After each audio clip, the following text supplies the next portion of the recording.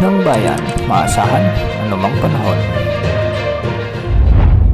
Magandang araw po sa ating lahat. Narito ang update sa lagay ng panahon ngayong araw ng Miyerkules, August 7, 2024.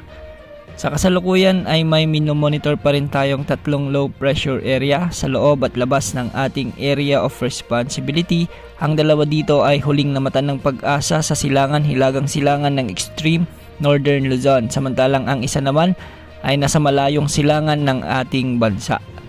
Patuloy na naapektuhan ang Southern Luzon at Visayas naman ng habagat o southwest monsoon. At dahil nga sa umiiral na southwest monsoon o habagat, makararanas ng maulap na kalangitan na may makalat-kalat na pag-ulan, pagkidlat, pagkulog ang Metro Manila, Western Visayas, Zambales, Bataan, Cavite, Batangas, Occidental Mindoro at Palawan. May mga posibilidad ng pagbaha at pagguho ng lupa sa mga lugar na ito. Samantala sa Bicol Region, natitirang bahagi ng Mimaropa at natitirang bahagi ng Calabarzon, bagyang maulap hanggang sa maulap na kalangitan naman ang aasahan na may mga panakanakang pag-ulan o pagkidlat, pagkulog. Posible rin ang mga pagbaha at pagguho ng lupa tuwing may malalakas na thunderstorms.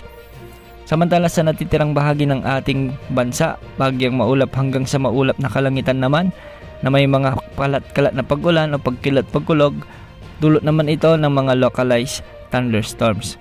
At para sa mga katubigan, wala namang nakataas na gale warning sa mga karagatang sakop ng ating bansa. Ayon sa Pag-asa, ang low pressure area na nasa malayong silangan ng ating bansa ay posibleng maging bagyo sa susunod na mga oras at posible nitong hilain o palakasin pa ang habagat na siyang magdadala ng mga pag-ulan at posibilidad ng mga pagbaha at pagguho ng lupa lalo na sa Visayas at ilang bahagi ng Mindanao. Samantala ang dalawang low pressure area naman na nasa hilagang silangan ng ating kapuluan ay posibleng malusaw na o kaya dumiretso naman sa bahagi ng Taiwan at hindi naman inaasahang lalakas bilang mga bagyo. Ngayong araw asahan naman ang mga pag-ulan dahil sa localized thunderstorms sa bahagi ng Ilocos Region, Cordillera Administrative Region, posible rin ang mga pag-ulan sa Central Luzon at ilang bahagi ng Cagayan Valley. Yan ang update sa lagay ng panahon. Ito pong weather update ng bayan, maasahan anumang panahon.